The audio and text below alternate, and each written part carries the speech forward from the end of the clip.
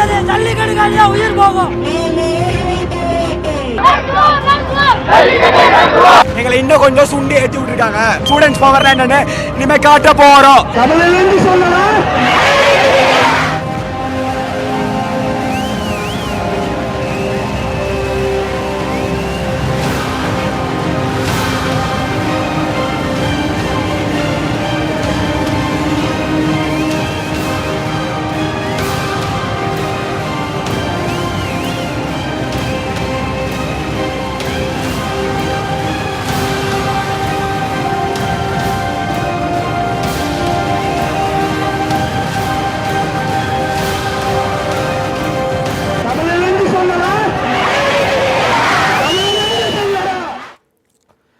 ஜல்லிக்கட்டு போராட்ட களம் தீவிரமடைந்து கொண்டிருக்கிறது. இந்த போராட்டத்தின் எதிர்காலம் என்ன, இந்த போராட்டம் சொல்லக்கூடிய செய்தி என்ன, இந்த போராட்டத்தின் முடிவு என்னவாக இருக்கும் என்பதை பற்றியெல்லாம் நாம் பேசிக்கொண்டிருக்கிறோம். இந்த போராட்டத்திற்கு தன்னெழுச்சியாக ஆயிரக்கணக்கில் லட்சக்கணக்கில் ஏன் இவ்வளவு தார்மீக ஆதரவு வருகிறது, ஏன் இளைஞர்கள் குவிகிறார்கள் என்பது சமூகவியலாளர்கள் ஆய்வு செய்யக்கூடிய ஒரு அம்சமாக இன்றைக்கு மாறியிருக்கிறது. நம்மோடு மெரினா போராட்ட களத்திலிருந்து போராட்டக்காரர்களில் ஒருவரான தியாகராஜன் தன்னுடைய உணர்வுகளை பகிர்ந்து கொள்ள இணைகிறார். வணக்கம் தியாகராஜன், நீங்க என்ன சொல்ல விரும்புறீங்க? சார் சொல்லுங்க சார். இந்த போராட்டத்தின் மீது இந்த போராட்டத்திற்கு இவ்வளவு பெரிய ஆதரவு இருக்குன்னு நீங்க நினைச்சீங்களா? சொல்லுங்க சார். இன்னைக்கு நீங்க எதிர்பார்க்கக்கூடிய இறுதி தீர்வு அப்படின்றது என்ன? அடுத்து நீங்க என்ன செய்ய போறீங்க? சமூகத்தில் நிறைய அவலங்கள் இருக்கு, சமூகத்தின் பிரச்சனைகள் இருக்கு. இந்த பிரச்சனைகளுக்கெல்லாம் கடந்த காலத்தில் போராடல அப்படின்ற ஒரு குற்றச்சாட்டு இருக்கு. எதிர்காலத்தில் இதெல்லாம் நீங்க கையில் எடுப்பீங்கன்னு நம்பலாமா, எதிர்பார்க்கலாமா? சார் உங்களோட கேள்விக்கு பதில் சொல்லலாமா? சொல்லுங்க சார். சார் வணக்கம் சார். கேள்வி வந்து எனக்கு புரிஞ்சுது சார். இவ்வளவு நாளாக வந்து நாங்கள் அரசியல் கட்சியை நம்பியோ, அரசியல் கட்சியில் நாங்களாக தேர்ந்தெடுக்கப்பட்ட எம்எல்ஏ நம்பி தான் நாங்கள் வந்து அவங்களோட கையில் இவ்வளவு பொறுப்புகளை கொடுத்துட்டு நாங்கள் வெயிட் பண்ணிக்கிட்டு இருந்தோம்.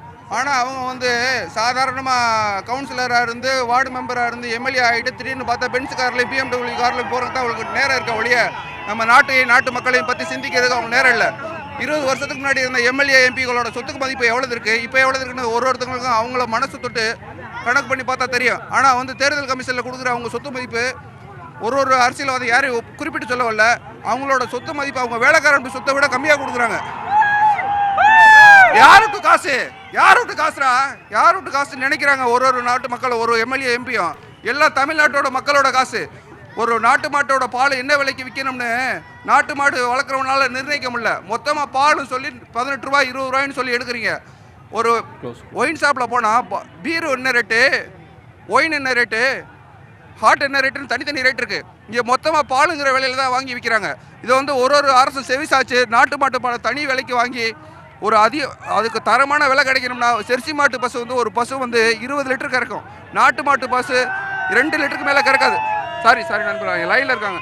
2 லிட்டருக்கு மேலே கறக்காது. 20 லிட்டருக்கு 2 லிட்டருக்கு நீங்கள் டிவைட் பண்ணி பார்த்து அதுக்கான விலையை நிர்ணயிச்சாதான் அதனோட தரம் வந்து மக்களுக்கு சென்றடையும். மொத்தமாக நாட்டு பால்னா எவன் நாட்டு மாடு வளர்ப்பான்? ஒரு மாடு வளர்த்து ஒரு நாளைக்கு 2 லிட்டர் தான் கறக்குது. செர்சி பசு வாங்கி வளர்த்தா 20 லிட்டர் கறக்குதுன்னா எந்த மாட்டை ஒரு மக்கள் வாங்கி வளர்ப்பாங்க? ஒரு நாட்டு பாலோட விலை 1 லிட்டர் விலை மினிமம் குறைஞ்சது 100 ரூபாய்க்கு விற்கணும். அது மருத்துவ குணமானது ஒரு பால். சாதாரணமாக ஏதோ செர்சி பசுவோட பால் வந்து பன்றியில் இருந்து இனப்பெருக்கம் செய்யப்பட்ட இனவெருத்தி தான் செர்சி பசுக்கள். ஹலோ கேக்குதுங்களா? கேக்குதுங்க. மற்ற போர் பிரச்சனைகளுக்கு நீங்க போராட முன் வருவீங்களா? இந்த பிரச்சனையில நீங்க எதிர்பார்க்கிற தீர்வு என்ன சார்? இந்த பிரச்சனையை வந்து நாங்கள் வந்து இவ்வளவு பெரிய பிரச்சனை ஆகும்னு எனக்கே தெரியாது. நான் சிவகங்கை மாவட்டத்திலேருந்து வந்திருக்கேன் சார். இது வந்து சாதாரணமாக 3 நாள், முதல் நாள் 3 நாளைக்கு முன்னாடி வந்து ஒரு 50-100 பேர் 200 பேர் வந்திருந்தாங்க. சரி சாயந்தரமே காவல்துறை அடித்து துரத்திடுவாங்கன்னு நினச்சோம்.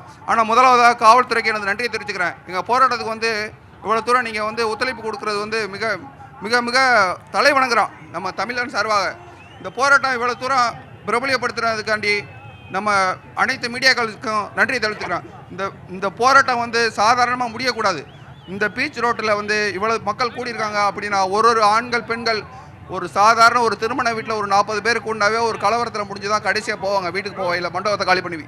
இவ்வளவு லட்சக்கணக்கான மக்கள் இருக்காங்க. எந்தவித இடையூறு இல்லாமல், எந்தவித துன்பம் இல்லாமல், அவங்களுக்குள்ள அனுசரித்து பெரியவன் சிறுசவன் பார்க்காம, பணக்கார ஏழ்மை தாழ்மை பார்க்காம, ஒரே தமிழன்கிற ஒரே உணர்வுக்காண்டி தான் ஒத்துமையாக இருக்காங்க. இந்த போராட்டம் வந்து சாதாரணமாக முடியக்கூடாது. இது வந்து மது விலக்கையும் அடுத்து எடுத்துகிட்டு போவாங்க. நாளைக்கு வந்து அறிவிக்க இருக்காங்க. இந்த போராட்டம் வந்து மாட்டு இனம் மட்டும் இல்லாமல் தமிழனோட உழைப்பாளிகள் எல்லாருக்கும் வந்து ஒரு முக்கியமான விஷயம் என்னென்னா மது விலக்கு வந்து இல்லைன்னா அவங்க வாழ்க்கை வந்து தரம் உயர வாய்ப்பு இருக்குது. ஹலோ சொல்லுங்க. ஹலோ சார், சொல்லுங்க, பேசுங்க. ஹலோ பேசுங்க தியாகராஜன். வந்து நாளைக்கு வந்து இந்த போராட்டத்தின் சார்பாக அனைத்து மாணவர்களின் சார்பாக மது விலக்கையும் சேர்த்து அறிவிச்சு மது விலக்கு இந்த ஓராண்டுக்குள்ள முடிவு இல்லைன்னா அடுத்து அவங்களோட ஆட்சியை கவுக்கக்கூடிய நிலைமையில மாணவர்கள் பொங்கி எழுந்திருக்காங்க. இந்த போராட்டம் சாதாரணமாக முடிய போறதில்ல. நீங்க அடுத்த கேள்வியை கேட்டீங்கன்னா நான் பதில் சொல்றேன் சார். இருக்கு சார், அதுக்கு முன்னால இங்க நிறைய கருத்தாளர்கள் இருக்கிறாங்க. நீங்க சிவகங்கையிலிருந்து வந்ததா சொன்னீங்க, ஒரே நாள்ல அடிச்சு விரட்டிடுவாங்கன்னு சொன்னதா சொன்னீங்க. இவ்வளவு பேர் திரண்டு வர்றதுக்கு என்ன காரணம் நினைக்கிறீங்க? வர்றவங்க என்ன சொல்றாங்க உங்கள்ட்ட? ஏன் இவ்வளவு பேர் உங்களை ஆதரிக்கிறாங்க? சார், இது என்னோட வந்து ஆதங்கம் என்னன்னா சார், ஒரு அரசியல் கட்சிக்காரங்களுக்கு வந்து அவங்க வந்து வெற்றி பெற வரைக்கும் தான் சார் அவங்க கையெடுத்து கும்பிட்டு எங்கள் வீட்டு வாசல் தேடி ஓட்டு கேட்க வராங்க. அவங்க வெற்றி பெற்றதுக்கப்புறம் நாங்கள் வந்து இங்கே மினிஸ்டர் ஹாஸ்டலில் பார்த்தா கூட அவங்கள பார்க்க முடியாது சார். இது வந்து இவ்வளோ நாளாக எங்களுக்கு வந்து ஒரு ஃபார்முலா கிடைச்சிருக்கு சார். ஃபர்ஸ்ட் வந்து ஒரு மேக்ஸில் வந்து ஃபார்முலா கிடைச்சா சக்ஸஸ் ஆயிரும். இவ்வளோ நாளாக ஒரு ஃபார்முலா இல்லாமல் மக்கள் வந்து எப்படி இணையணும், எப்படி போராடணுங்கிற ஒரு விழிப்புணர்வு இல்லாமல் இருந்துச்சு. இப்போ வந்து என்னன்னா ஃபேஸ்புக், வாட்ஸ்அப்புங்கிற ஒரு இணையதளத்தின் மூலமாக மக்கள் அனைவரும் ஒன்று இணையருக்கு ஒரு எளிய வாய்ப்பை ஏற்படுத்தி கொடுத்த பீட்டா அவர்களுக்கு ஒரு விதத்தில் நான் நன்றியை தெரிவித்துக் கொள்கிறேன். இவ்வளவு நாளாக வந்து சிதறி கிடந்த மக்களை ஒன்றிணைத்த பீட்டாவிற்கு ஒளிகை என்று சொன்னாலும் ஒரு மனசுக்குள் ஒரு உள்ளார்ந்த ஒரு நன்றியை தெரிவித்துக் கொள்கிறேன். ஏன்னா யார் என்று தெரியாத ஒரு மக்களை ஒரே இடத்தில் இணைத்துள்ள பீட்டாவிற்கும் அவை ஒளிய வேண்டும் என்ற ஒரு எண்ணத்திற்கும் மட்டும் இந்த போராட்டம் இயல்படவில்லை. உழைத்து உழவனுக்கும் உழைப்பாளிக்கும் உரிய தீர்வு காணும் வரை இந்த மக்கள் போராடி கொண்டே இருப்பார்கள். அது இந்தி புரட்சியை போன்று இந்த புரட்சி வந்து தலைமுறையை அடுத்த தலைமுறையை அடுத்த படிக்க எடுத்து செல்லும் என்பதை உறுதிபட கூறு. அடுத்த கேள்வியை கேளுங்க சார். தெரியும். நன்றி தியாகராஜன், நிறைய கருத்து சொல்லிருக்கீங்க. அடுத்த கட்டத்துக்கு எடுத்துட்டு போங்க. உங்களுக்கு வாழ்த்துக்கள். நிறைய கருத்துக்களை பகிர்ந்து கொண்டுவீங்க. உங்களுக்கு மிக்க நன்றி. ஒரு ஃபார்முலா கிடைச்சிருக்குன்னு சொல்றாரு. என்ன ஃபார்முலா ஆழி? அதாவது அந்த ஃபார்முலா வந்து அவங்களுக்கு புரிகிற ஒரு மொழியில் சொல்ல போனால் அது வந்து ஒரு நெட்வொர்க்கிங் எஃபர்ட். அதாவது வந்து வழக்கமாக 1 கூட்டல் 1 கூட்டல் 1 கூட்டல் 1ன்னு போகிறது வந்து ஒரு கணக்கு, அரித்மெட்டிக் கணக்கு, அரித்மெட்டிக் ப்ரொபோர்ஷன் அப்படின்னு நம்ம சொல்லலாம். இப்படி சொல்லலாம் 2 + 2 + 2ன்னு போட்டிங்கன்னா அது கணக்கு. ஆனால் 2 × 2 × 2ன்னு போட்டிங்கன்னா அது நெட்வொர்க்கிங் எஃபெக்ட், ஜியோமெட்ரிக்கல் ப்ரொபோர்ஷன்.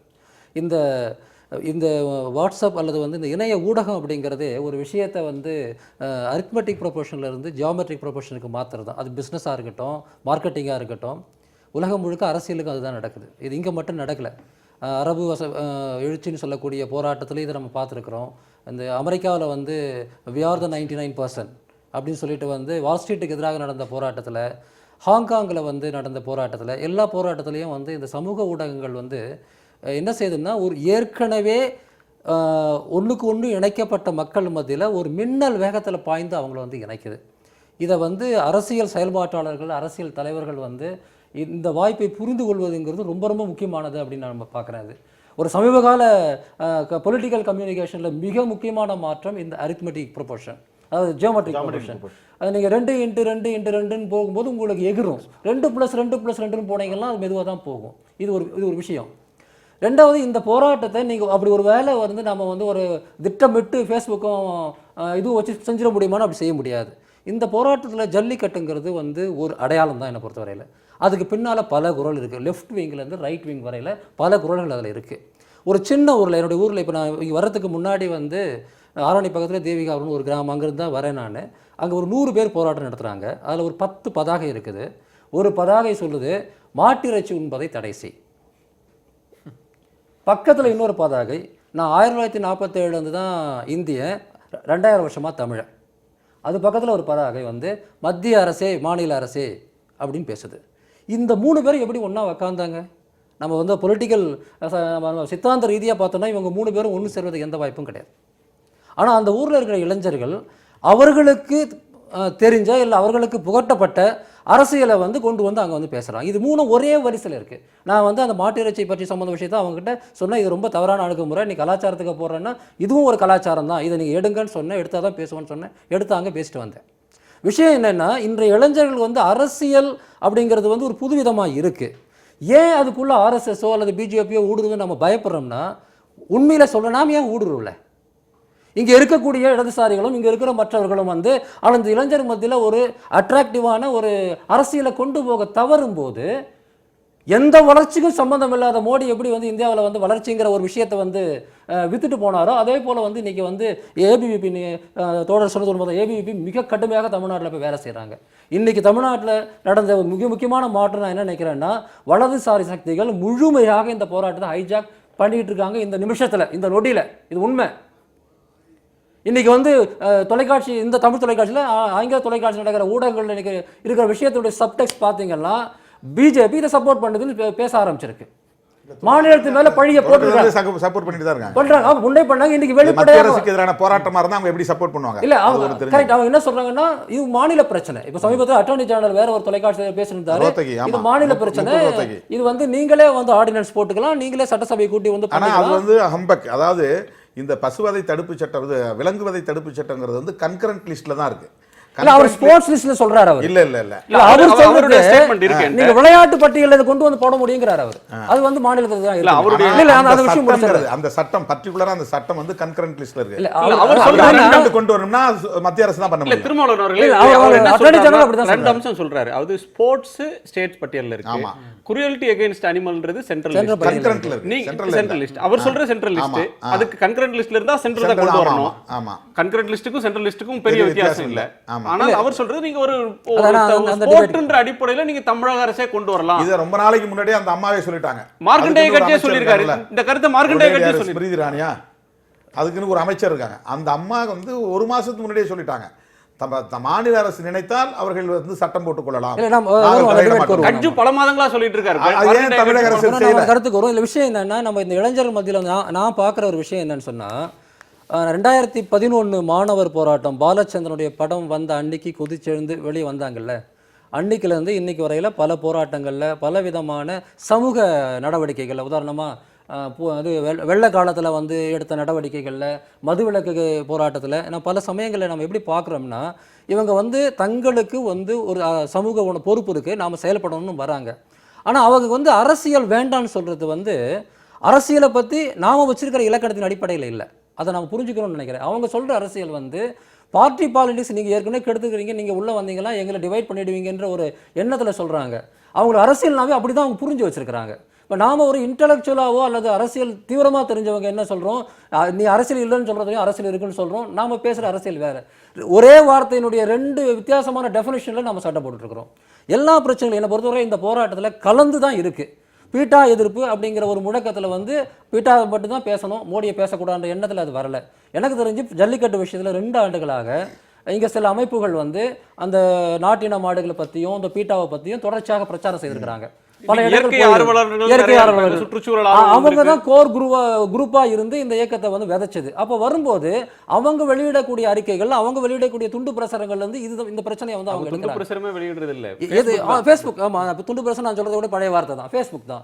அதுல இருந்து பிரதமருக்கு எப்படி லெட்டர் அனுப்பணும்ங்கறத அவங்க டிசைன் பண்ணி செய்றாங்க. இல்ல இன்னைக்கு நடவடிக்கை அதுதான். எனக்கு என்ன எல்லாமே ரொம்ப நாளாவே நடந்துட்டு இருக்கு. இல்ல இது என்னன்னா, இந்த ஷேரிங் எக்கானமின்னு சொல்ற மாதிரி இது ஷேரிங் பாலிடிக்ஸ். அதாவது நான் எனக்கு உங்க மேல நம்பிக்கை இருக்குது, நீங்க சொல்றதை நான் எடுத்துக்கிறேன். ஒரு பரஸ்பர நம்பிக்கை தான் இந்த கூட்டம் அப்படிங்கிறது வந்து பரஸ்பர நம்பிக்கையின் அடிப்படையிலான கூட்டம். அரசியல் ரீதியாக என்ன இருக்குன்னு பார்த்தா, இந்த தலைமுறையினுடைய இந்த வடிவங்களை நம்ம புரிந்து கொள்வதில் தான் முதல்ல நமக்கு அரசியல் இருக்கு. அதை புரிந்து கொள்ளாத போது வந்து அவங்களோட நம்ம உரையாட மறுத்தோம்னா என்ன நடக்குதுன்னா, அவன் நம்மளை எதிரியா நினைக்கிறான். இதுதான் பெரிய பிரச்சனை. நாம் இப்போ அதாவது மக்களுக்காக போராடக்கூடிய நாம் அந்நியப்படுற நேரத்தில் அங்கே வந்து வேறு யார் வேணால் உள்ளே புகுந்து என்ன வேணால் செய்ய முடியும். என்ஜிஓ உள்ளே வர முடியும், அல்லது இந்துத்துவ சக்திகள் உள்ளே வர முடியும். அப்போ நாம் வந்து அவங்க உள்ளே வராங்களேன்னு சொல்கிறது அவங்க எப்படி எடுத்துக்குவாங்கன்னா, நீ என் போராட்டத்துக்கு வரலையான்னு தான் சொல்லுவாங்க. இது நான் 2013 போராட்டத்திலிருந்து இவங்களுடைய உளவியலை நான் பார்க்குறேன். இந்த போராட்டத்தை எப்படி கட்சிகள் அணுகணும், அல்லது நீங்க சொன்னா இடதுசாரிகள் எப்படி அணுகணும், அல்லது தலித் இயக்கங்கள் எப்படி அணுகணும், பெரியார் இயக்கங்கள் எப்படி அணுகணும், தமிழ் தேசியவாதிகள் எப்படி அணுகணும்ன்ற இந்த பார்வையில இருந்து பேசுறேன். ரெண்டு விஷயம் சொல்லலாம். நான் உங்களை கேட்கிறது, தமிழன் அப்படின்ற ஒரு உணர்வு இதுல மேலோங்கி வருது. இப்போ வந்து தமிழ்நாடு மாறிடுச்சு, 65 இல்லை, தமிழ்நாடு வந்து இன்னைக்கு இருக்கிற தமிழ்நாடு மாறுபட்ட ஒரு தமிழ்நாடு. சில நாட்களுக்கு முன்னால் ஒரு தலைவர் பேசினார். நீங்கள் அதை சொல்ல விட்டு போயிடாக்கா சொல்கிறேன், அதை சொல்லிட்டு நான் விடைபெறேன். ரொம்ப நேரம் பேசிட்டு அதை பற்றியே என்னென்னா, ஆலி செந்தில் சொல்வதும் சரி, அண்ணன் திருமாவளவன் சொல்வதும் சரி, ஐயா அரசு சொல்வதும் சரி, என்னென்னா எல்லோருக்கும் அவர்களுக்கு ஒரு அரசியல் பார்வை இருக்குது, அவர்களுக்கு ஒரு அரசியல் புரிதல் இருக்குது, அவர்களுக்கு ஒரு தத்துவம் இருக்குது, அதை பற்றி பேசிக்கிட்டே இருக்காங்க. நான் என்ன நினைக்கிறேன்னா, அதாவது இதெல்லாம் அவனுக்கு சொல்லிக் கொடுக்கணும் தான், இதெல்லாம் செய்யணும் தான். அவனை ஒழுங்குபடுத்தணும், அங்கே கலந்துருக்கான் எல்லாமே நீங்கள் வச்சுக்கங்க. அவன் என்ன மனநிலையில் இருக்கான் நான் நினைக்கிறேன், நான் அங்கே இருந்ததுனால பார்த்தாலும் சொல்கிறேன். அவன் வந்து அவர் சொல்கிற மாதிரி அவன் ஒன்று புரிஞ்சுக்கிட்டு இருக்கான், இந்த அரசியல்வாதிகளை பற்றி இருக்க அமைப்பை பற்றியும். அவன் தள்ளி நில்லுங்கிறான்.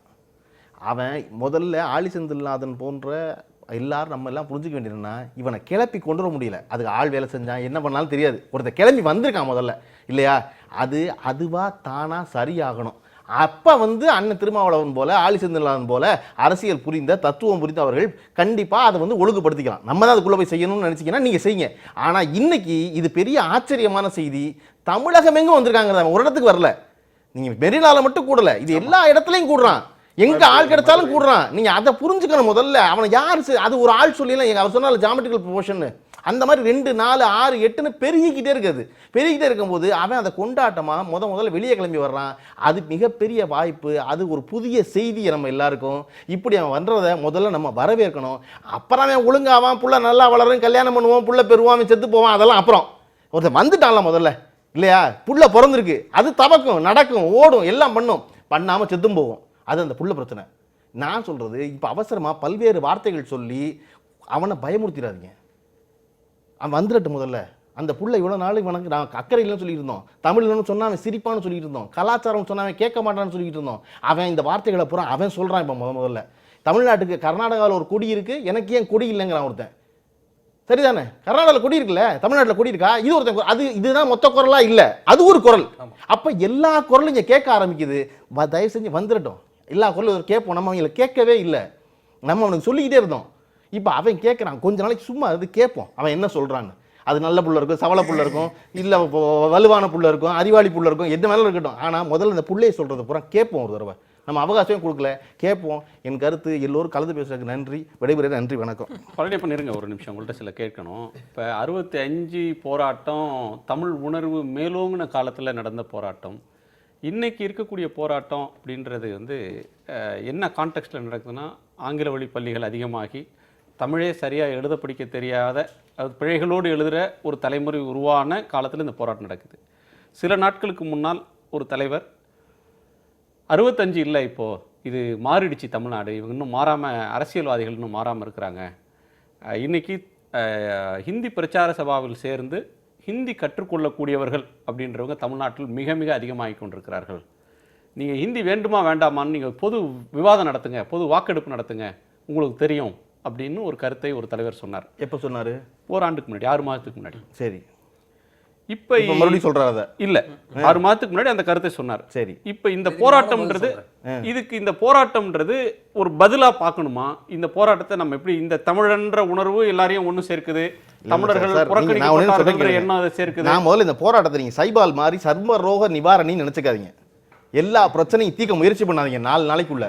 நீங்க 45 வருஷம் பிரச்சனை பண்ணி வச்சிருப்பீங்க, அவன் ரோட்டுக்கு வந்தோம் 4 நாள் எல்லாத்தையும் தீர்த்தணுமா? ஈழத்தமிழ் பிரச்சனையில் தொடங்கி இந்தி பிரச்சனை வரைக்கும் எல்லாமே தீரும், மெதுவா தீரும். இல்ல இல்ல நல்லா வாங்கிட்டு நீங்க சொல்றான்னு சொல்றீங்களே, தமிழே தெரியாத ஒரு தலைமுறை. இல்ல நான் சொல்ல வந்தது சொல்லுவாங்களே, அது தமிழ் பற்றில்லாத, தமிழென்ற உணர்வு இல்லாத ஒரு தலைமுறை உருவாகி இருக்கிறது அப்படின்னு நம்பப்பட்டது. அப்படி நம்பப்பட்டது. அது அதை அந்த எண்ணத்தை இது மாத்துதான்னு கேட்கிறேன். இந்த போராட்டம் மாற்றி இருக்கா? மாத்திருக்கான்னு தெரியல. அவன் திடீர்னு நீங்கள் எந்த வார்த்தையெல்லாம் அவன் கேட்க மாட்டான்னு நினச்சிங்களோ, 20 வயசு பையன் கேட்க மாட்டான்னு நினச்சிங்களோ, அந்த வார்த்தை பூரா இப்போ அவன் சொல்கிறான். வந்து இன்னைக்கு இந்த போராட்டம் நடத்துவதில் பெரும்பான்மையான ஆட்களுக்கு ஜல்லிக்கட்டு என்னன்னு தெரியாதுங்க. நான் முதல்ல சொன்ன மாதிரி வாடி வாசல் என்னன்னு தெரியாது. வாடி வாசல் 2 பனைமரம் இருக்குன்னே தெரியாது அவனுக்கு. சரியா, வாடி வாசலுக்கு பின்னாடி நடக்கும் முன்னாடி நடக்கும் தெரியாது. அவனுக்கு ஒரே விஷயம் என்னடா நீ ரொம்ப நாளாக எனக்கு நான் சொல்கிறத கேட்கவே மாட்டேங்கிற நீ அப்படிங்கிறதா அவனுக்கு இருக்க கோவம். அவனுக்கு வெவ்வேறு தருணங்கள் வெளிப்படுத்த பார்க்குறான். அந்த நேரங்களெல்லாம் அவனுக்கு ஏதாவது ஒரு அடையாளத்தோடய அந்த போராட்டம் நடந்துகிட்டு இருந்துச்சு. அதனால அவன் பின்வாங்கிக்கிட்டே இருந்தான். நீங்கள் அவனை ஏதாவது ஒன்று சொல்லி சொல்லி அதை நீர்த்து போக வச்சுக்கிட்டே இருந்தீங்க. இப்போ அவன் பொதுவாக மாட்டை பிடிச்சிட்டு வந்து நிற்கிறான். இப்போ நீ என்னை பிரி பார்ப்போம் அப்படின்னு. மாடுங்கிறது வெற்றிமாறன் சொன்னது போல குறியீடு தான். நான் முதல்ல சொல்லிகிட்டே இருக்குது, இது ஒரு குறியீடு தான். மத்திய அரசு மேலே தான் அவனுக்கு இந்த கோபம் இருக்குது. மத்திய அரசுக்கு பிடிக்காது நீ தனியாக பிரச்சனை இருக்குது. இதெல்லாம் பின்னாடி ஏகப்பட்ட அரசியல் இருக்குது, அதெல்லாம் காலப்போக்கில் பேசிக்கலாம். அவன் இன்னைக்கு நீங்கள் இதெல்லாம் சொன்னால் கேட்க மாட்டான்னு நினைக்கிறானோ அந்த வார்த்தை அவன் சொல்கிறான். அது எனக்கு மகிழ்ச்சி. அவன் தமிழை தப்பாக தாங்க எழுதுறான். சிறப்புலகலாம் அவனுக்கு உச்சரிக்க வராதுங்க. சரியா, அவன் பேரையே தப்பாக தாங்க எழுதிட்டு போகிறானே. ஒரு நல்ல விஷயம் நடந்திருக்கு. என்ன நடந்திருக்குன்னா, பிற மாநிலத்தவர் இருக்காங்க பார்த்தீங்களா, அவர்கள் பூரா வந்து உட்காந்துருக்காங்க. சென்னையில் வாழ்கிற தெலுங்கு பேசுகிற ஒரு ஆள் வந்து உட்காந்துருக்கான். ஆமாங்க, நான் இங்கே தாங்க இருக்கேன் 30 வருஷமாங்கிறான். இது தமிழ் இது விஷயம் இல்லையா, அது நீ செய்யணும் இல்லைங்கிறான். கோயம்புத்தூர்ல மலையாளம் பேசுறவன் வந்து உட்காந்துருக்கான். நீங்க எவ்வளவு என்ன சொல்லியிருந்தீங்க, தமிழ நாய் பிறந்தவனுக்கு தான் ஒரு வார்த்தை சொல்லியிருக்கீங்க. அந்த ஜார்கன்ஸ் எல்லாம் இப்ப அவனுக்கு இல்லவே இல்லை. ரைட்டு, ஏத்த வீட்டுக்காரன் அவன் மலையாளி தான், ஆனா அவன் இப்ப பிரச்சனைக்கு வர்றான், வந்திருக்காங்கிறான். இது புதுசு, அவர் சொன்ன மாதிரி முறைமை புதுசு, ஆள் புதுசு, அவன் பேசுறது உங்களுக்கு புரியாது, அவன் வேற லாங்குவேஜ் பேசுறான். நீங்க ஒன்று படிச்சு வச்சிருக்கீங்க, நீங்க ஐயடா இது வேற மாதிரி கதை. எனக்கு மொழி புரிஞ்சா தாங்க மொழி, புரியலைன்னா சத்தங்க. அது கரெக்டா? எனக்கு இந்தியாவுக்குள்ள தமிழ் மட்டும் தான் புரிஞ்ச மொழி. அந்த ஃபார்முலா உங்களுக்கு புரிஞ்சிருக்கு, எனக்கு புரியுது. என்னன்னா அவன் ஒண்ணு இல்ல அதுன்னா அவன் ஒண்ணு பேசுறான், நான் புரிஞ்சுக்க முயற்சி பண்றேன். ஏன் அவனோ பேசுறேன், ஏன்னா அவனுக்கு இவ்வளவு நாள் நம்ம பேசுறது புரியல, அவன் இப்ப வெளியே கிளம்பி வர்றான், அதை புரிஞ்சுக்க முயற்சி விடுவோமே, ஒரு 10 நாள் அவகாசம் கொடுப்போமே, என்ன நடக்குதுன்னு பாப்போம்னு நினைக்கிறேன். தொடர்ந்து புரிஞ்சுக்கிற முயற்சி தானே எல்லா விவாதங்களும். நான் செய்யட்டுமே. சொல்றதை நான் இப்படி புரிஞ்சுக்கிறேன். ஒரு இதற்கு முன் இருக்கிற தலைமுறை அல்லது அரசியல் பயப்படுத்தப்பட்ட தலைமுறை ஒரு செய்தியை எப்படி உள்வாங்கிறாங்க கொள்றாங்க அப்படிங்கிற முறைமையிலிருந்து முற்றிலும் வேறுபட்ட வேறு வகையான ஒரு முறைமையை அவங்க கையில் எடுக்கிறாங்களோ அப்படிங்கறத தான் அவர் சொல்றாரு. அது உண்மையா இருக்கு, அது உண்மையா இருக்கு. ஆனா போராட முன் வந்திருப்பதை முதல்ல அங்கீகரிப்போம்ன்றார். அவ்வளவுதான். முதல்ல வீட்டை விட்டு வெளியே வந்திருக்கான், அவனை வாங்க வாங்கன்னு கூப்பிட்டுருவோம். இதுல இப்ப வந்திருக்க லட்சக்கணக்கான பேர்ல ஒரு குறிப்பிட்ட சதவீதம் பேர் பொது நன்மைக்கு தொடர்ந்து போராடணும்னு முன் வந்தாங்கன்னா, சமூக அநீதிக்கு எதிராக தொடர்ந்து போராட, அதுவே பாராட்ட வேண்டிய விஷயம் தான் பார்க்கணும்னு நீங்க சொல்றீங்க. அதெல்லாம் லட்சியம், உங்க லட்சியம். இன்னைக்கு ரோட்டுக்கு வந்து நிச்சயம் இல்லையா, அதை முதல்ல நம்ம பாராட்டுவோம். நீங்க சொல்றதெல்லாம் சரிதான், எல்லாத்துக்கும் தீக்கணும், அவன் இருக்கணும். வந்திருக்கிறதுல 10% நல்லது தானே, கரெக்ட் தான். 2% இருந்தாலும் நல்லது தான். ஆனா முதல்ல வரட்டும். அதுக்குள்ளேயே நீங்க ஏன் பின்னாடி அடுத்த வருஷம் அதுக்கு அடுத்த வருஷம் பதறீங்க நீங்க? அதை அவன் பார்த்துக்குவான், இல்லாட்டா அப்புறம் சரி பண்ணுவோம். காலம் எல்லாவற்றையும் சரி பண்ணிருக்கு, இதையும் சரி பண்ணும். பழனியப்பன், அதாவது நீங்கள் சொல்கிறத முழுமையாக நான் ஏற்றுக்கிறேன். ஆனால் ஒரே ஒரு கமெண்ட் மட்டும் சொல்கிறேன். அதாவது வந்து ரொமான்டிசைஸ் பண்ணுற விஷயம் கிடையாது சில விஷயங்கள். இல்ல ஒரே விஷயம் இல்ல நான் மறந்துடுவேன். இல்ல உங்களுக்கு எனக்கு தத்துவமும் தெரியாது, அரசியலும் தெரியாது, மறந்துடுவேன். அதுக்கு குறிப்பிட்டுறேன். நான் ரொமான்டிசைஸ் பண்ண தான் விரும்புறேன். இதை ஏன்னா ரொமான்டிசைஸ் பண்றது ஏன் சொல்றீங்க? இல்ல ஏன் நான் என்ன சொல்றேன்னு புரிஞ்சுட்டு பேசினா நல்லா இருக்கும். நான் உடனே சொல்றேன் இல்ல, ஏன் நான் கேக்குறேன் அவ்வளவு சொல்லுங்க. நீங்க உரையாடல் நான் கேட்க மாட்டேன். நான் ஏன் சொல்லிறேன்னா ரொமான்டிசைஸ் தான் பண்றேன். நான் அதை ஏன் பண்றேன்னா, நான் கேள்வி முழுக்க முடிக்கல, நீங்க வந்து சொல்ல சரி முடிக்க வேற ஒண்ணு இல்ல, கேள்வி முடிக்கணும் இல்ல, கேள்வி இல்ல பேசுறது. நான் என்ன சொல்றேன்னா, ரொமான்டிசைஸ் பண்ற விஷயம் மட்டும் இல்லன்னு தான் சொன்னேன். ரொமான்டிசைஸ் பண்ண கூடாது நான் சொல்லல. தலைவர்களுக்கு சில கரிசனங்கள், சில கன்சர்ன்ஸ் இருக்கும், அதையும் நம்ம அங்கீகரிக்கணும் மட்டும் தான் சொல்ல வந்த, வேற ஒண்ணும் கிடையாது. நீங்க பேசுற மற்ற விஷயங்கள் எல்லாம் நான் புரிஞ்சுக்கிறேன். நான் சொல்றது வந்து எல்லாமே வந்து அப்படி கிடையாது. ரெண்டாவது, பல போராட்டங்களை பார்த்த அனுபவத்திலிருந்து சிலது வந்து வருது. அதை வந்து நம்ம அதாவது வந்து நீங்க களத்துல போய் இதெல்லாம் பேசணும்னு அவசியம் கிடையாது. ஆனா இந்த உரையாடலை குறைஞ்சபட்சம் நம்ம பேசணும், அதான் நான் சொல்ல வரேன். பேசணும். நான் என்ன சொல்றேன்னா, நீங்க சொல்றது எல்லாமே சரிதான். நிறைய போராட்டங்கள் பார்த்திருக்கோம், நிறைய போராட்டம் பார்த்துக்கோன்னு சொல்றோம். ஆனா இப்படி மொத்த பேரும் தமிழகமும் கிளம்பி வந்து பார்க்கவே இல்லை. நம்ம இந்த மாதிரியான போராட்டங்கள் இப்படி தாங்க நடந்திருக்கு. இல்ல சரி, இது நடந்த போராட்டம் 25 போராட்டம், அதன் பிறகு மறுபடியும் பாருங்க, நீங்க 50 வருஷம் பின்னாடி போயிட்டு இருக்கு. கரெக்ட் கேக்குறா, இது வந்து ஒரு அரிய நிகழ்வு. தன்னியல்பா வெடித்து அதன் பிறகு வந்து திமுக உள்ளவே வருது. அதுவும் தன்னெழுச்சியான போராட்டம். 65 போராட்டமும் தன்னெழுச்சியான போராட்டம். அன்னைக்கு இந்த சோசியல் மீடியா கிடையாது. இல்லை அப்படியே இருந்தாலும் கூட அந்த சூழத்தில் அந்த நேரத்தில் இருந்த பொலிட்டிக்கல் பார்ட்டிஸினுடைய தன்மை இன்னைக்கு இல்லை. கரெக்ட். அண்ட் அவங்களோட resistance towards political parties also அது இப்படி கூட பார்க்கலாம். நான் என்ன நினைக்கிறேன்னா, அன்னைக்கு தமிழறிஞர்கள், திராவிட இயக்கத்தை சேர்ந்தவர்கள் எல்லாமே ஒரு தூய அரசியல் தமிழை வந்து ஒரு 30-40 வருஷமாக வச்சு வந்து அந்த போராட்டம் வருதுன்னு நாம் நினைக்கிறோம். அந்த போராட்டத்தை விட இவங்கெல்லாம் போராடவே வரமாட்டாங்கன்னு சொல்லக்கூடிய ஒருத்தன் திடீர்னு வந்து பேசி ஒரு இன்டர்நேஷனல் பாலிடிக்ஸை பேசும்போது 2 மடங்கு கூடுதலாக நம்ம சந்தோஷப்படணும் இல்லையா? ஒரு தமிழறிஞரால் வளர்க்கப்படாதவன், ஒரு திராவிட இயக்கத்தால் வளர்க்கப்படாதவன், அன்னைக்கு பேசினவங்க எல்லாமே மேடையில் சிறப்பாக பேசக்கூடியவர்கள். இந்திய எதிர்ப்பு போராட்டத்தை 65 வழிநடத்த தொடங்கினவங்கள்லாம் ஜாம்பவான்கள். ஆனால் இன்னைக்கு யாருமே கிடையாது. அதாவது அரசியல் கட்சிகளை வந்து கடுமையாக விமர்சிக்கிறதுங்கிறது ஒரு பக்கம் இருக்கட்டும், அதுக்கு வேணாம் சொல்ல. ஆனால் இந்த தாக்கத்தை வந்து அரசியல் கட்சியினுடைய போராட்டங்களும் அவருடைய தொடர் பிரச்சாரங்களும் ஏற்படுத்தியிருக்கு. அதில் வந்து இம்பாக்ட் தான் இது. அவன் வந்து ஒரு பார்ட்டியில் மெம்பராக இல்லாமல் இருக்கலாம், விடுதலை சிறுத்தைகளாக இல்லாமல் இருக்கலாம், திமுகவாக இல்லாமல் இருக்கலாம், அதிமுகவாக இல்லாமல் இருக்கலாம். ஆனால் இந்த மாதிரியான கட்சிகள் நடத்திய போராட்டங்களும் அவங்க தொடர்ந்து நடத்திய பரப்புரைகளும் தான் மாணவர்கள் மத்தியில் இந்த தாக்கத்தை ஏற்படுத்தியிருக்கு. அது நம்ம மறந்துடுறோம். ஒரு கேள்விதான், மாணவர்கள் வந்து ஒரு ஸ்பெக்டாக்டரா மட்டும் இல்லை. இல்ல உண்மைதான், அவன் மேல இது வந்து ஒரு தாக்கத்தை ஏற்படுத்துது. இல்ல இதுக்கு முன்னாடி அரசியல் கட்சிகள் போராட்டம் நடத்து அர்த்தம் இல்ல, அதை தனிமைப்படுத்த கூடாது. ஏதோ அரசியல் கட்சிகள் எல்லாம் குற்றமிழைத்த மாதிரியும் மாணவர்கள் அதிலிருந்து தனியா வந்து சுயம்புவா தோன்றிய மாதிரியும் ஒன்று இருக்க முடியாது, ஒன்றிலிருந்து தான் மற்றொன்று. அப்போ அரசியல் கட்சியினுடைய தொடர் பிரச்சாரங்களும் போராட்டங்களும் கருத்தரங்குகளும் அவர்கள் நடத்திய அந்த நடவடிக்கைகளும் தான் மாணவர்கள் மத்தியில் ஒரு பெரும் தாக்கத்தை ஏற்படுத்தி. பாதை வேறா இருக்கலாம், விதை இங்க இருந்து வந்தது. இல்ல அந்த தொடர் நீங்க சொல்றது முழுக்க உண்மை. என்னுடைய ஒரே வருத்தம் என்னன்னா, விதைத்த நீங்கள் அதை அறுவடை செய்யாம வேற யாரோ அறுவடை செய்ய விடுறீங்களே அப்படின்றது மட்டும்தான். இது அப்படி நம்ம வந்து இல்ல பார்க்கல, அது நடக்குது நடக்கும், களத்துல. ரிசல்ட் வரணும் அவ்வளவுதானே தவிர. இல்ல இல்ல நிச்சயம் நான் இதை வந்து சொல்றது யார் நான் அறுவடை வாக்குகளா செய்யறது சொல்லல, நான் வாக்குகளா சொல்லல.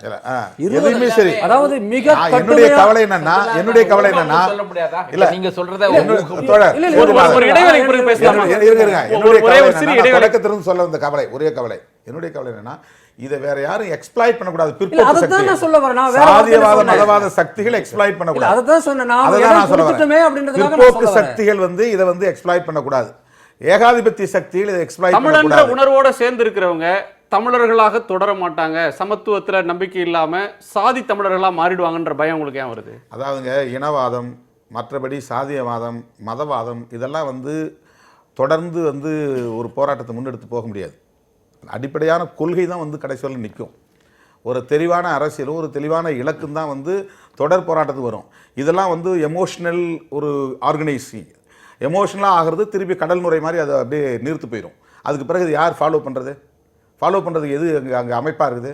ஃபாலோ பண்ணுறது யார் லீடர்? அப்போ ஒரு பார்ட்டி தான் வந்து அதை செய்ய முடியும். பார்ட்டின்னா அதுக்கு ஒரு ஃபிலாசபி இருந்தால் தான் அந்த பார்ட்டியாக நிற்க முடியும். அப்போ தொடர்ந்து அந்த பிரச்சாரத்தை வந்து எடுத்துகிட்டு போகவும் ஃபாலோ பண்ணவும் முடியும். இந்த மாதிரி எமோஷனாக வர்றதை பொலிட்டிக்கல் பார்ட்டிஸ் வந்து கையில் எடுத்தாங்கன்னா அதை கொண்டுட்டு போக முடியும். சரி, இல்லைன்னா வந்து பாலச்சந்திரன் போராட்டத்தில் மாணவர்கள் எழுச்சி வந்தது, என்னாச்சு? முத்துக்குமாருடைய போராட்டத்தில் வந்து திரைப்படத்துறையினரும் மற்றவர்களும் கலத்து வந்தாங்க, என்னாச்சு? அதுக்கு பிறகு அது தொடரல. அப்போ திரும்பி யார் தொடர்றான்னா அரசியல் கட்சியில் தான் அதை தொடரும். நான் இதை கேட்கிறது அதுக்கான ஒரு அமைப்பு தான் தொடர முடியும். நீங்க இது வந்து ரொம்ப அமைப்பியல் மறுப்பு. அதாவது நீங்க ஆழமான சில கேள்விகள் எழுப்புறீங்க. இதுல என்ன கேள்வி வருதுன்னா, நீங்க வந்து 7 பேர் தூக்கு தண்டனைக்கு தேதி குறிக்கப்பட்ட நாள்ல தமிழ்நாட்டில் இதே மாதிரியாக நீங்க 65க்குலாம் போக தேவையில்லை, 2 ஆண்டுகளுக்கு மாணவர் போராட்டம் நடந்தது. ஒரு பிரம்மாண்டமான லயோலா கல்லூரி மாணவர்கள் வந்து உண்ணாவிரதம் இருந்தாங்க, எல்லா மாணவர்களும் தமிழ்நாடு முழுக்க அணிதிரண்டாங்க. அன்னைக்கு வந்து அரசின் முடிவை அது வந்து மாற்றுனதா இருந்துச்சு. அதுக்கு பிறகு அது என்னவாச்சுன்னு கேட்கலாம். சரி, அது ரைட். பட் அன்றைய இலக்க வந்து அதுதான் அது அடைஞ்சது வந்து ஒரு எமோஷனலா வந்து திரளக்கூடிய ஒரு திரட்சி. அது ஒரு அமைப்பா இல்லை, அமைப்பா இருக்கவும் முடியாது. அப்போ அதை வந்து நம்ம எப்படி நெறிப்படுத்த வேண்டிய தேவை இருக்குங்கிற கவலை தான். இதை வந்து மற்றவங்க பிற்போக்கு சக்திகள் இதை எக்ஸ்ப்ளாய்ட் பண்ணக்கூடாது. நான் வந்து இப்போ பாருங்க, தம்பியுடைய பேச்சில் கூட அவனை அறியாமலே அவனுடைய ஆழ் மனதில் பதிந்திருக்கிறது பீட்டாங்கிற சொல்லுதான். அப்போ பீட்டா எதிர்ப்புக்காகத்தான் இந்த போராட்டமாங்கிற ஒரு கேள்வி வருது. அதுதான் நான் தொடக்கத்தில்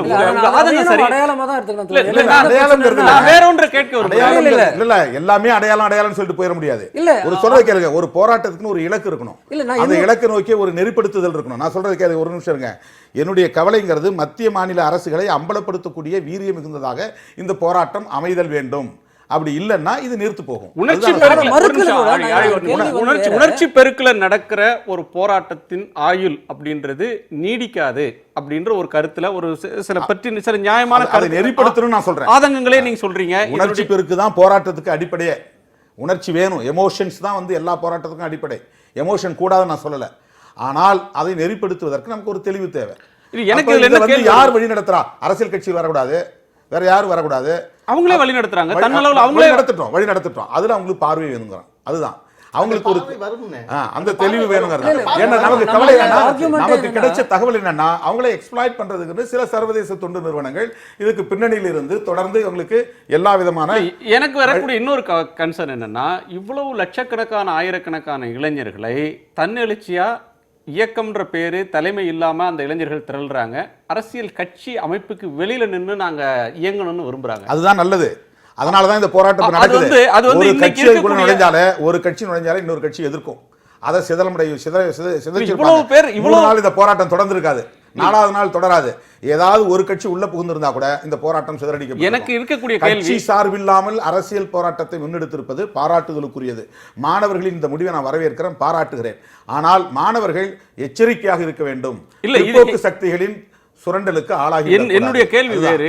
இவ்வளவு பேர் கட்சிக்கு வெளியே நின்று ஒரு கோரிக்கைக்கு போராடுறாங்க, அவங்களால திரள முடியுது அப்படின்னு சொன்னா அது நம்முடைய அரசியல் தலைமை மீது அவங்க நம்பிக்கை இழந்துட்டாங்க. திரும்ப பேசலாம். அது ரொம்ப நம்பிக்கை இழந்துட்டாங்க தான் 4 நாளுக்கான காரணம். அவன் ஆள் கிடையாதுங்க, அவன் ஆள் தேடுறாங்க, அவன் நம்பிக்கை இழந்துட்டாங்க. நீங்கள் திருப்பி திருப்பி சுற்றி சுற்றி அது ஆரம்பிச்ச இடத்துக்கே வர்றீங்க. அண்ணன் சொன்ன மாதிரி நெறிப்படுத்த சொல்றாங்க, அவன் நெறிப்படுத்திக்கிறான் தன்னை தானே. நேத்து கட்சி தான் நெறிப்படுத்த சொல்லி புரிதல் வேணும்னு நான் சொல்றேன். அண்ணன் சொல்றது கொள்கை. எந்த கட்சி நான் சொல்றேன், நீங்க பாருங்க, நான் கட்சி சார்பிலாம நடத்துறத வரவேற்கிறேன். நானே அங்க போகலையே, அது எப்படி எந்த கட்சியும் உள்ள விடக்கூடாதுன்னு தான் அவன் இருக்கிறான். சரிதான் நான் நெறிப்படுத்திக்கும்னா அதனால தான் கருத்தியல் ரீதியாக நெறியாகணும்ன்றீங்களா? கருத்தியல் ரீதியாக அவங்களுக்கு ஒரு புரிதல் வேணும், அவங்களுக்கு ஒரு எச்சரிக்கை வேணும்ன்றேன். இதுக்கு பின்னால பிற்போக்கு சக்தியில் இருப்பதாக நமக்கு தகவல் தெரியும். நீங்க சொல்றது உண்மை தோழர். அதாவது நான் வந்த உடனே நான் சொன்னேன், எனக்கும் அந்த தகவல் தான் வந்து வருது. கண்கூடாவும் சில விஷயம் பார்க்குறேன். என்னுடைய கருத்து என்னன்னா, இப்போ நீங்க இது இப்போ கொஞ்சம் ஒரு வித்தியாசமா பார்க்கலாம். அதாவது என்னன்னா, ஒரு புதிய வடிவத்தில் இந்த ஒரு 20-22 வயசு பையன் வரக்கூடிய அந்த அரசியல் முறைமை ஏதோ ஒரு விதத்தில் வந்து ஏற்கனவே அரசியலில் வந்து பல்வேறு அடையாளங்களோடு இருக்கிறவங்களுக்கு வந்து ஏதோ ஒரு சிக்கலை உருவாக்கியிருக்கு. நான் இதை வந்து இன்றைக்கி சொல்லலை, நான் ஒரு மாதமாக இது தொடங்கினதுலேருந்து நான் பார்க்கக்கூடிய பல விவாதங்களில் உனக்கு இது தெரியுமா, உனக்கு அது தெரியுமா, நீ இதுக்கு வருவியா, நீ அதுக்கு வருவியான்னு கேட்குற கேள்விகள், அந்த அந்த கவலையை நான் புரிஞ்சுக்கிறேன்.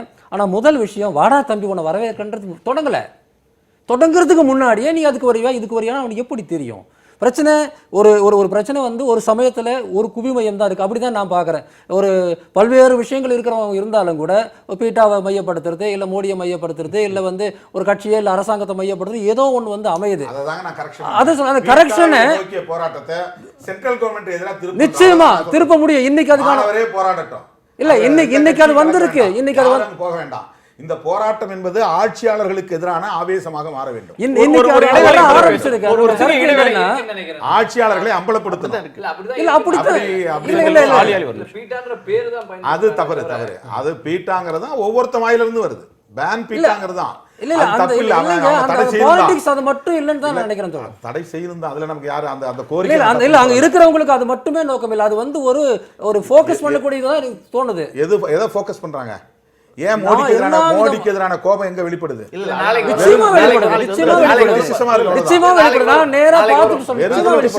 3 நாளை பத்தி நம்ம பேசுறோம். நாளைக்கு வந்தா வரட்டும். இந்த அரங்கில் இன்னொரு பிஜேபி தலைவர் இருந்தால் ஏன் மோடிக்கு எதிரான ஆவேசமாக அது மாறணும் அப்படின்ற கேள்வியை அவங்க எழுப்பி இருப்பாங்க. தமிழ்நாட்டு இளைஞர்கள் முன்னெடுத்திருக்கக்கூடிய ஜல்லிக்கட்டுக்கு எதிரான போராட்டம் மக்கள் ஆதரவை நாளும் பெற்று வருகிறது. போராட்டம் வலுத்து வருகிறது. இந்த இரவிலும் ஆயிரக்கணக்கான இளைஞர்கள் மெரினாவில் திரண்டிருக்கிறார்கள். போராட்டத்தை தொடர்ந்து நடத்தி கொண்டிருக்கிறார்கள். 3 நாட்களாக இங்கு போராட்டம் நடக்கிறது. தமிழ்நாட்டின் மூலை முடுக்குகளில் சிறிய ஊர்களில் கூட இது தொடர்பான ஆதரவு தார்மீக போராட்டம் என்பது நடந்து கொண்டே இருக்கிறது. போராட்ட களத்திலிருந்து ராமராவ், போராட்டக்காரர்கள் ஒருவரான திரு ராமராவ் நம்மோடு இணைந்திருக்கிறார். வணக்கம் ராமராவ், நீங்க என்ன சொல்ல விரும்புறீங்க? நீங்க ஏன் இந்த போராட்டத்துக்குள்ள இணைஞ்சீங்க? உங்களை எது கொண்டு வந்தது? சார், இந்த போராட்டம் வந்து ஒட்டுமொத்த மக்களுடைய ஆத்மாத்மான ஒரு எழுச்சி சார். இது கிட்டத்தட்ட 80லேருந்து ஆரம்பித்து இன்னைக்கு வந்து ஒரு 10 லட்சம் மக்கள் இங்கே மெரினால இருக்கிறாங்கன்னு சொன்னாக்கா, அது வந்து எல்லா தமிழர்களும் இங்கே குழந்தைகள் முதற்கொண்டு இன்னும் தூங்காமல் குழந்தைகள் முதற்கொண்டு இங்கே இருக்காங்க சார். தாய்மார்கள், பெண்கள் எல்லாருமே இங்கே ரொம்ப ஆவலோடு இருக்காங்க சார். ஜல்லிக்கட்டை வந்து ஏன் இந்த தடை பண்ணாங்கன்னு தெரியல. இது வந்து ரொம்ப வருத்தத்திற்குரியது. ஒவ்வொரு தமிழருடைய நெஞ்சில வந்து நெருப்பாக பற்றிக்கிட்டு எரியுது சார். தமிழக அரசும் மத்திய அரசும் எந்த ஒரு நடவடிக்கையும் எடுக்கல. இன்னைக்கு வந்து பன்னீர்செல்வம் அவர்கள் வந்து இன்னைக்கு டெல்லிக்கு பயணம் பண்ணார். ஆனால் அங்கேருந்து வந்து எங்களுக்கு வந்த தகவல் என்னன்னு சொன்னாக்கா, அங்கே வந்து யாருமே வந்து இதுக்கு வந்து இது எங்களுக்கு வந்து எந்த ஒரு நடவடிக்கையும் எடுக்கவில்லை, சந்திக்கவும் இல்லை. சந்திக்க சொன்னாரு, ஆனால் சந்திக்கவும் இல்லை. இங்கே யாரும் வரவே இல்லை. இங்கே ஒட்டுமொத்த மக்கள், அதாவது இளைஞர்கள் தான் இங்கே இருக்காங்க. மக்கள் வெள்ளம், குழந்தைகள் முதற்கொண்டு இங்கே இருக்காங்க. எல்லாருக்குமே வந்து ரொம்ப ஆவலாக இருக்காங்க. இதுவரையிலும் பொங்கல் பண்டிகை வேற வந்து அவங்க தடை செஞ்சுருக்காங்க. இது ரொம்ப மோசமான ஒரு இதுவாக நாங்கள் நினைக்கிறோம். மத்திய அரசு வந்து இதுக்கு ஒரு முடிவு கண்டிப்பாக எட்ட வேண்டும். இல்லைன்னா ஒட்டுமொத்த மக்கள் வந்து ஜல்லிக்கட்டை வந்து கண்டிப்பாக நடத்தி காட்டுவாங்க சார். 26ஆம் தேதி கண்டிப்பாக தேசிய கொடி வந்து அரை கம்பத்தில் பறக்க விடப்படும். இதை வந்து நீங்கள் அக்செப்ட் பண்ணலன்னா இது கண்டிப்பாக குடியரசு தினம் அன்று கருப்பு தினமாக நாங்கள் கொண்டாடுவோம். அரை கம்பத்தில் தேசிய கொடி வந்து பறக்க விடப்படும் சார். இங்கே எல்லாருடைய மக்களுடைய கோரிக்கை. ஜல்லிக்கட்டு நடத்துவோம். மெரினால ஜல்லிக்கட்டு நடத்துவோம். ஜல்லிக்கட்டு வேண்டும்.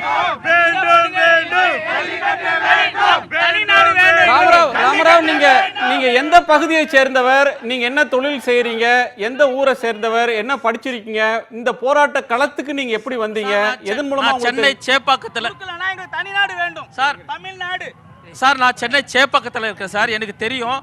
இங்கே வந்து கிட்டத்தட்ட இன்னைக்கு 5வது நாளாக நடைபெறுது சார் இந்த ஒரு பேரணி. இன்னைக்கு நாளைக்கு வந்து இன்னும் இதை வந்து 10 மடங்கு ஆகும் சார். 10 கோடி மக்கள் இங்கே வருவாங்க சார். அந்த அளவுக்கு வந்து இங்கே கூட்டம் நிறைய இருக்கு. எல்லாருக்கும் வந்து அவங்களுடைய பாரம்பரிய ஜல்லிக்கட்டை வந்து தடை செஞ்சது ரொம்ப வந்து வருத்தத்திற்குரிய ஒரு விஷயமா இருக்கு சார்.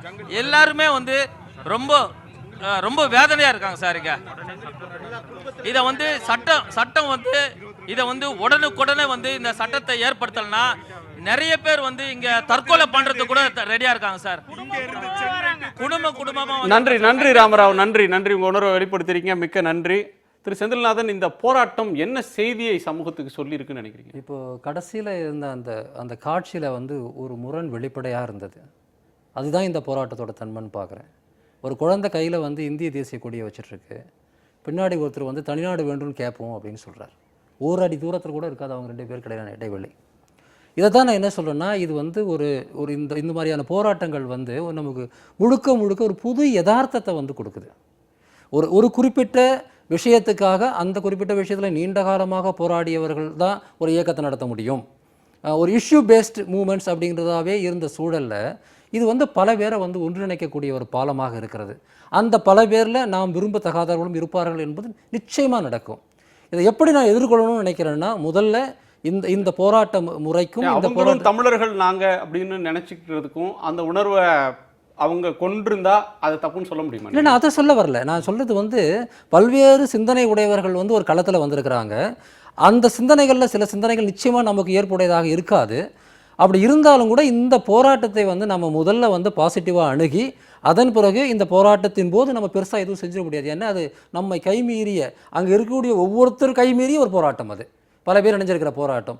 அதற்கு பிறகு நம்ம வந்து அந்த மக்களோட அந்த இளைஞர்களோட நம்ம உரையாட முடியும். ஏற்கனவே நம்ம பேச முடியாத விஷயங்களும் பேச முடியும் அப்படின்னு நினைக்கிறேன். இதை வந்து நான் வலியுறுத்தி சொல்லக்கூடிய விஷயம். 2013 மாணவர் போராட்டத்துக்கு பிறகு அது முழுக்க வீணாகி போகலை. அதில் வந்து சில 100 இளைஞர்களாவது அதன் பிறகு வெவ்வேறு அமைப்புகளில், தமிழ் தேசிய அமைப்புகள்லையோ இல்லை வேறு சில அமைப்புகள்லையோ இணைஞ்சு செயல்படுறாங்க அப்படிங்கிறத வந்து நம்ம பார்க்க முடியுது. இது போல் வந்து இந்த போராட்டத்தில் வந்து குறைந்தது ஒரு சில 100 இளைஞர்களாவது அரசியல் ரீதியாக செயல்படுவதற்கு களத்துக்கு தொடர்ச்சியாக வந்தாங்கன்னா அதுவே கூட வந்து வெற்றியாக வந்து இருக்கலாம். என்னை பொறுத்தவரையில் வந்து நாம் துன்பை விட்டு வாழப்படுகிற கதையாக இல்லாமல் ப்ரோஆக்டிவாக சில விஷயங்களை செய்திருந்தோம் என்றால் இந்த போராட்டத்தினுடைய தன்மை இன்னும் மிகச்சிறப்பாக வந்து இருந்திருக்கும். ஆனால் தொடக்கத்திலிருந்தே இந்த போராட்டத்தையும் இந்த போராட்டத்தில் ஈடுபடக்கூடியவர்களையும் வந்து ரொம்ப சந்தேக கண் கொண்டு பார்ப்பதும் அல்லது அதீதமான விமர்சனம் வைப்பது என்பதும் அவர்களை வந்து நம்மிடமிருந்து அந்நியப்படுத்திவிடும் என்பதுதான் என்னுடைய அச்சம். போராட்ட களத்திலிருந்து அந்நியப்படாமல் இருக்கிறதுக்கு தேவையான விஷயம் முதல் விஷயம் அரவணைப்பு, அடுத்த விஷயம் அட்வைஸ். இப்போ இந்த இளைஞர்கள்ட்ட இந்த பாரம்பரியம், மரபு, கலாச்சாரம், அந்த வேர்களை தேடி போகிற ஒன்று, அதை இன்னமும் ஒரு தொப்புள் கொடி உறவாக இவங்களெல்லாம் இணைக்குது அப்படின்றது ஒரு பாசிட்டிவான விஷயமா பார்க்குறீங்களா? நீங்கள் எப்படி பார்க்குறீங்க? கலாச்சாரம் தொடர்பான எல்லா விஷயங்கள்லேயும் பாசிட்டிவ் நெகட்டிவ் ரெண்டுமே இருக்கும்.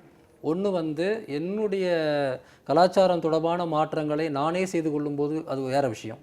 ஆனால் வேறு ஒருவர் வந்து என்னுடைய கலாச்சாரம் தொடர்பான விஷயத்தில் கை வைக்கும்போது அங்கே கலாச்சாரம் முக்கியம் கிடையாது. அதான் சொல்கிறேன், இந்த போராட்டத்தில் 80% பேருக்கு ஜல்லிக்கட்டுனாவே என்னன்னு சரியாக தெரியாது. அது உரிமை சார்ந்த பிரச்சனையாக தான் பார்க்கப்படுது. அதற்கு உள்ளே இருக்கக்கூடிய எல்லா விஷயங்களும் விவாதிக்கப்பட வேண்டும் என்பதும் பேசப்பட வேண்டும் என்பதும் எந்த மாறுபட்ட கருத்தும் கிடையாது. இது ஒரு உரிமை சம்பந்தமான விஷயம். எல்லா சுதந்திர போராட்டங்களிலும் இந்த மாதிரியான சில அடையாளங்கள் வந்து கட்டாயமாக வந்து ஒரு யுனைட்டிங் ஃபேக்டராக வந்து இருந்திருக்கு.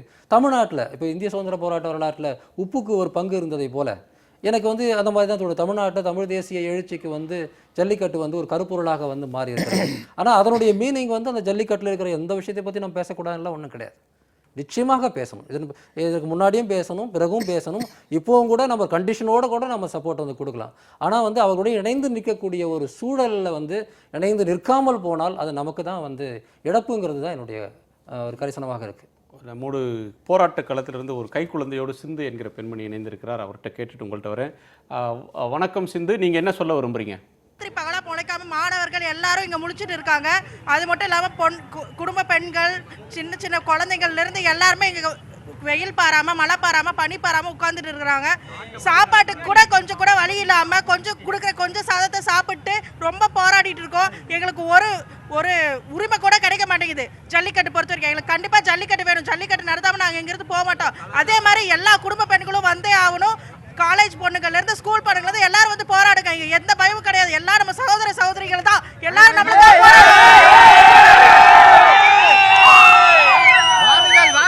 ஓடி வாருங்கள். 22 சங்கிலி போராட்டம், மாபெரும் சங்கிலி போராட்டம் நடக்கும். அதுக்கு எல்லாரும் வந்து கலந்துக்கோங்க. முக்கியமா பெண்கள் கலந்துக்கோங்க. பெண்களோட உரிமையை நன்றி நன்றி சிந்து, நன்றி. நிறைய கருத்துக்களை பேர்ந்திருக்காங்க திருமாவளவன். நம்ம நிறைவு பகுதியில் இருக்கிறோம். தமிழர் அப்படின்ற உணர்வோடு இவ்வளவு பேர் தன்னெழுச்சியாக திரண்டு வர்றது அப்படின்றது என்ன மாதிரியான 22ஆம் தேதி சங்கிலி போராட்டத்தில் மிகவும் பெண்கள் சென்னை டு கன்னியாகுமரி முதல் பெண்கள் அனைவரும் கலந்து கொள்ள வேண்டும். எங்கள் வீட்டில் உள்ள பிள்ளைகள், குழந்தைகள், பெரியவர்கள், தமிழர்கள் அனைவரும் இதில் கலந்து கொள்ள வேண்டும். நன்றி நன்றி நன்றி. இது என்ன மாதிரியான ஒரு உணர்வு எழுச்சி உங்களுக்கு தருது? இது மாணவர்களிடையே இப்படிப்பட்ட ஒரு போராட்ட குணம் அல்லது போர்க்குணம் உருவாகி இருப்பது உள்ளபடியே மகிழ்ச்சியை தருகிறது. இந்த போராட்டம் வெற்றி பெற வேண்டும், தமிழர்களின் இந்த பாரம்பரிய உரிமை பாதுகாக்கப்பட வேண்டும் என்பதிலே எனக்கு எந்த மாற்று கருத்தும் இல்லை. ஆனால் இது தமிழர் ஒற்றுமைக்கு அடையாளம் அல்லது தமிழர் ஒற்றுமையை இது நிலைநாட்டிவிடும் என்ற ஒரு மாயை இங்கே உருவாக்கப்படுகிறது. அது உண்மையிலேயே மிக நுட்பமாக இதை ஆய்வு செய்ய வேண்டிய தேவை இருக்கிறது. இன்னும் கிராமப்புறங்களில், குறிப்பாக இந்த வாடிவாசல் என்று சொல்லப்படுவது குறிப்பிட்ட சில இடங்களில் நடக்கிற ஜல்லிக்கட்டு தான். அலங்காநல்லூர், பாலமேடு, அவனியாபுரம், இந்த சிராவயல், இப்படி ஒரு சில இடங்களில். மற்ற இடங்களில் மஞ்சு விரட்டு என்கிற பெயரால் மாடுகளை அவிழ்த்து விடுவார்கள். அது மிரண்டு ஓடும், அதை பின்னால் இளைஞர்கள் ஓடுவார்கள். இப்படி தான் மற்ற இடங்களில் அது ஒரு விளையாட்டாக நடத்தப்படுகிறது. இந்த ஜல்லிக்கட்டு என்கிற இடங்களில் சல்லி காசுகளை துரியிலே கட்டி கொம்புரை கட்டிவிட்டு அதை திமிழை பிடித்து தழுவுகிற இளைஞன் அந்த ஜல்லியை அவிழ்த்துக் கொள்வது, அதை பரிசு பொருளாக எடுத்துக்கொள்வது, இதுவும் ஒரு விளையாட்டாகத்தான் தொடக்க காலத்தில் இருந்திருக்கிறது. ஆனால் இப்போது இந்த காளையை திமிழை பிடித்து தழுவினால் அல்லது அந்த சல்லியை அவிழ்த்தால் அவங்களுக்கு பீரோ தரப்படும், கட்டில் தரப்படும், அல்லது டிவி தரப்படும், அல்லது இத்தனை 1000 ரூபாய் தரப்படும் என்று அதை ஒரு சூதாட்டமாக மாற்றக்கூடிய நிலை உருவாகி இருக்கிறது. அதனால் அதை பரிசா பார்க்க பரிசு ஒரு வீரத்துக்கான பரிசு தான். பரிசுங்கிறது சல்லி காசா இருந்தவரையிலும் பரிசு. அது டிவியாகவும் பீரோவாகவும் ரொக்க பணமாகவும் மாறுகிற போது அது சூதாட்டமாக மாறுகிறது. ஒன்றை என்னிடமிருந்து பறிக்க முயற்சி செய்யற ஒன்றை மீட்கிறதுக்கு நான் வீதிக்கு வர்றேன்ற ஒரு உணர்வு தான் இளைஞர்கள்ட்ட வெளிப்படுதுன்னு நினைக்கிறேன். இந்த போராட்டத்தை நான் சொல்லல, அந்த செந்தில்நாதன் அவர்கள் சொன்னது மாதிரி இதை ஜல்லிக்கட்டு ஒரு கலாச்சார குறியீடாக அவங்க பார்க்கிறாங்க. அது மாணவர்கள் பார்க்கிறதுங்கிறது சரி. நான் சொல்ல வர்றது என்னன்னா, இது சூதாட்டமாகவும் மாறி வருகிறது. இதற்குள்ளே சில கார்ப்பரேட் கம்பெனிகள் அல்லது நிறுவனங்கள் தலையிடக்கூடிய ஒரு சூழல் உருவாகி இருக்கிறது. அவங்களே இப்போ இது நடத்துறதுக்கு முன் வராங்க. எப்படி கிரிக்கெட்டை 20x20 ஏதோ ஒரு நிகழ்ச்சி நடத்துவாங்க இல்லையா, அந்த மாதிரி ஜல்லிக்கட்டுவையே சூதாட்டமாக மாற்றக்கூடிய முயற்சி ஒரு புறம் நடந்து கொண்டு இருக்கிறது. இதில் கிராமப்புறங்களில், குறிப்பாக தென் மாவட்டங்களில் தமிழர்கள் அப்படிங்கிற போர்வையில் இந்த விழா கடந்த காலங்களில் நடந்திருக்கு அப்படின்னா கொலைகள் நிகழ்ந்திருக்காது. பல இடங்களில் தலித்துகள் போய் ஒரு மாட்டை பிடிச்சிட்டாங்கன்னா அவங்க தாக்கப்பட்டிருக்கிறாங்க, கொல்லப்பட்டிருக்கிறாங்க. எனக்கு தெரிஞ்சு 90களின் தொடக்கத்தில் மதுரைக்கு பக்கத்தில் மாங்குளத்தில் இதே மாதிரி ஒரு பிரச்சனையாகி 2 பேருமே கொலை செய்யப்பட்டவர்கள் தலித் அல்லாதவர்கள் தான். தலித்துகள் எப்படி மாட்டை பிடிக்கலாம்னு எதிர்ப்பு வந்தபோது, ஏன் அவன் பிடித்தால் என்ன தவறு என்று திராவிடர் கழகத்தை சார்ந்தவர்கள், மற்ற இடதுசாரி சிந்தனை உள்ளவர்கள் எதிர்ப்பு தெரிவிக்க கொலை இருதரத்திலும் நிகழ்ந்தது. தலித்து கொல்லப்படவில்லை, தலித் அல்லாதவர்களே கொல்லப்பட்டார்கள். திராவிடர் கழகத்தை சார்ந்த ஒரு தோழர் கொல்லப்பட்டார். ஆக ஜல்லிக்கட்டு என்பது சாதியத்தன்மையோடும் இயங்குகிறது என்பதை மறந்துவிடக்கூடாது. அப்படின்னா அங்கே எங்கே தமிழர் ஒற்றுமை? அப்ப தமிழர் ஒற்றுமைங்கிறது இந்த இந்த போராட்டத்தினூடாக எழுச்சின்றது அதெல்லாம் கடந்துரும். இந்த எழுச்சி வந்து அந்த கடந்தால் மகிழ்ச்சி, கடந்தால் அப்படி வெற்றி பெற்றால் மகிழ்ச்சி தான். அது நம்ம வரவேற்க தயாராக இருக்கிறோம். அதை வந்து இப்போ வந்து விவாதிப்பதற்குரிய நேரமாகவும் நான் இதை கருதவில்லை. இது நமக்குள் இருக்கிற அக முரண்பாடுகள், சாதிய முரண்பாடுகள் வந்து இப்போதைய இந்திய அரசுக்கும் தமிழக மக்களுக்கும் இடையிலான முரண்பாடு தான் இப்போ முதன்மை முரண்பாடு. இந்திய அரசு என்பது நம்மை ஏய்க்கிற ஒரு ஏகாதிபத்திய ஒரு சக்தியாக இருக்கிறது. அப்போ தமிழர்களை எல்லா வகையிலும் வஞ்சிக்கிறது, மாநில உரிமைகளை பறிக்கிறது, ஆற்று நீர் உரிமைகளையோ அல்லது ஈழத்தமிழர் பிரச்சனைகளையோ அல்லது தமிழ்நாட்டு மீனவர்களுடைய உரிமைகளையோ பாதுகாக்க தவறுகிறது. காவிரி மேலாண்மை வாரியத்தை வந்து அமைக்க அனுமதிக்கவில்லை. கர்நாடக அரசு தொடர்ந்து உச்சநீதிமன்ற தீர்ப்பை வந்து அவமதிக்கிறான். அதன் மீது எந்த நடவடிக்கையும் இல்லை. ஆகவே இந்திய அரசுக்கும் தமிழக மக்களுக்கும் இடையிலான இந்த முரண்பாடு இப்போது கூர்மைப்பட்டிருக்கிற வேளையில் மாணவர்கள் இந்த போராட்டத்தை தன்னெழுச்சியாக எடுத்திருக்கிறார்கள். எனவே இப்போது நாம் சாதிய முரண்பாடுகளை, உள் முரண்பாடுகளை விவாதிக்க வேண்டிய அவசியமில்லை. என்றாலும் இது ஒட்டுமொத்தத்தில் தமிழர் ஒற்றுமை என்கிற மாயை உருவாக்கப்படுவதில் எனக்கு உடன்பாடு இல்லை. மாயை நிஜமாகி தமிழர்கள் ஒற்றுமையானால் மகிழ்ச்சி. இதில் வந்து நிச்சயமாக இந்த மாதிரியான போராட்டங்களை வந்து வழி நடத்தக்கூடியவர்கள் அல்லது இந்த மாதிரியான போராட்டங்களை வந்து நம்ம அடுத்த கட்டத்துக்கு கொண்டு போகிறதுக்கான சக்தி நமக்கு இருக்குமானால் நாம் சில விஷயங்களை கொஞ்சம் கொஞ்சமாக வந்து மாற்ற முடியும். சாதிய பிரச்சனைங்கிறத வந்து பேசக்கூடாது அப்படின்னு கிடையாது, பேசியாகணும். இந்த போராட்டத்தினுடைய தன்மைங்கிறது வந்து உடனடியாக வந்து நாளைக்கு வந்து இவர்கள் அத்தனை பேரும் தமிழர்கள் தான் அப்படின்ற அடிப்படையில் எல்லாத்தையும் மறந்துடுவாங்க அப்படின்லாம் எந்த கனவும் யாருக்கும் கிடையாது. அதில் வந்து எந்த சந்தேகமும் இல்லை. ஆனால் என்னுடைய கருத்து மீண்டும் மீண்டும் வேறானது தான். அதாவது இந்த போராட்டத்தில் இருக்கக்கூடிய இளைஞர்களுக்கு ஏதோ ஒரு புள்ளியில் தமிழர் என்ற உணர்வோ இல்லை ஏதோ ஒரு புள்ளியில் வந்து தன் மீது அநீதி அடைக்கப்படுகிறது, அதுக்கு எதிர்க்கணுங்கிற உணர்வோ வருது இல்லைங்களா? அதை வந்து நம்ம அடுத்த கட்டத்துக்கு நம்ம கொண்டு போகணும்னு சொன்னால் இந்த போராட்டத்தை நாம் உள்ளே இருந்து அதற்கு ஆதரவாக இருந்து அதனோடு இசைந்து ஏய்ந்து செயல்படுவதன் மூலமாக சாதிப்பதுங்கிறது வந்து மிகப்பெரிய சாத்தியம்னு நான் நினைக்கிறேன். மக்கள் நல கூட்டு இயக்கம் ஆதரித்து வரும்போது நான் பார்த்துட்டு வந்தேன். நான் இப்போ வந்து பல பேர் பார்ப்பதை போல வந்து நான் தோழரை வந்து ஒரு சமூகத்தின் தலைவராக பார்க்கல, நான் தமிழர் தலைவராக தான் இன்றைக்குமே பார்த்துருக்கேன். எனக்கு 25 ஆண்டு காலமாக தெரியும், 22 ஆண்டு காலமாக நான் தமிழர் தலைவராக தான் அவரை பார்க்குறேன். இதே போல் வந்து தமிழகத்தினுடைய அடுத்த கட்ட தலைவர்கள் வந்து அவர்களுக்கு நான் தோழர் முன்னிலையிலே வைக்கக்கூடிய ஒரே வேண்டுகோள், இந்த கால மாற்றத்தினுடைய விளைவையும் இந்த இளைஞர்கள் மத்தியில் இருக்கக்கூடிய அந்த போராட்ட முறைகள் இது போன்ற விஷயங்களை வந்து நாம் எந்த அளவுக்கு உள்வாங்கிக் கொள்கிறோமோ அது நம்முடைய கருத்திலே அவர்களிடம் கொண்டு போய் சேர்ப்பதற்கு மிகப்பெரிய அளவுக்கு உதவும் என்பதில் வந்து நான் ஆணித்தரமாக இருக்கேன். ஏன்னா நான் இந்த பொலிட்டிக்கல் கம்யூனிகேஷன் அரசியல் தொடர்பு பாடு பற்றி நான் தொடர்ந்து பார்த்துக்கிற வரையில் வந்து நம்முடைய நோக்கம் வந்து எந்த காரணத்திலும் நாம் அவர்களிடமிருந்து அந்நியப்படக்கூடாது, ரெண்டாவது அந்நியப்படுத்தணும்னு நினைக்கக்கூடிய சக்திகளுக்கு இடம் கொடுத்து விடக்கூடாது. அதை தான் நான் வந்து தமிழர் தலைவராக இருக்கக்கூடிய அவர்கிட்ட நான் வந்து ஒரு வேண்டுகோளாகவும் ஒரு என்ன சொல்கிறார் ஒரு அன்பான ஒரு விமர்சனமாகும் அந்த சொல்கிறது எனக்கு தவறு கிடையாது. எனக்கு அந்த உரிமை இருக்கிறது, வைக்கணும்னு நான் விரும்புகிறேன். கட்டாயமாக உங்கள் கருத்தில் 100 விழுக்காடு நான் உடன்படுகிறேன். இந்த போராட்டத்தை தொடக்கத்திலிருந்து நாங்கள் ஆதரித்து வருகிறோம். மக்கள் நல கூட்டு இயக்கத்தில் இடம்பெற்றுள்ள 3 கட்சிகளும் மார்க்சிஸ்ட் கம்யூனிஸ்ட் கட்சி, இந்திய கம்யூனிஸ்ட் கட்சி, விடுதலை சிறுத்தைகள் கட்சி மாணவர் போராட்டத்தை 100 விழுக்காடு அங்கீகரித்து ஆதரித்திருக்கிறோம். நாளை நடைபெறவிருக்கிற கடையடைப்பு போராட்டம் மற்றும் தொழிற்சங்கங்களுடைய போராட்டம் இவற்றையும் நாங்கள் ஆதரித்திருக்கிறோம். மிக்க நன்றி. கவலையோடும் மகிழ்ச்சியோடும் நிறைய விஷயங்களை பரிமாறிக்கொண்டீங்க, பகிர்ந்து கொண்டீங்க. அரங்குக்கு வந்து உங்களுடைய கருத்துக்களை பகிர்ந்து கொண்டமைக்காக மிக்க நன்றி. போராட்ட களத்தில் இருக்கக்கூடிய ஒரு தோழருடைய கருத்தோடு நிறைவு செய்யலாம். கண்ணன், உங்க கருத்து என்ன? சுருக்கமா சொல்லுங்க. ஹலோ, சொல்லுங்க கண்ணன்.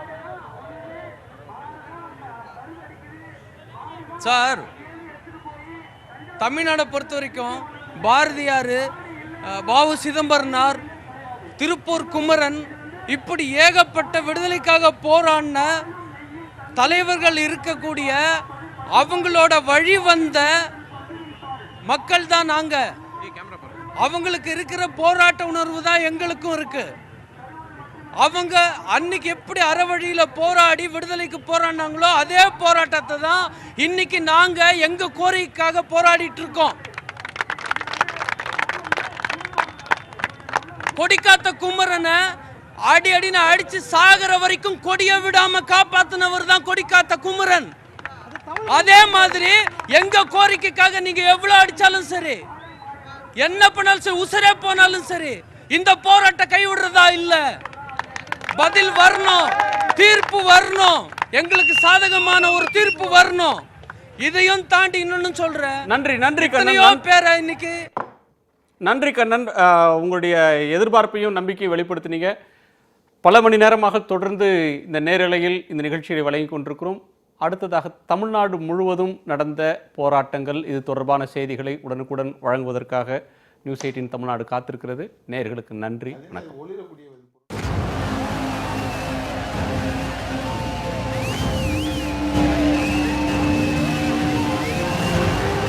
உயிர் போனாலும் சரி, ஜல்லிக்கட்டுக்காக உயிர் போகும். எங்களை இன்னும் கொஞ்சம் சுண்டி ஏற்றி விட்டுருக்காங்க. ஸ்டூடெண்ட்ஸ் பவர் என்னன்னு இனிமே காட்ட போறோம். தமிழ்ல இருந்து சொல்லலாம்.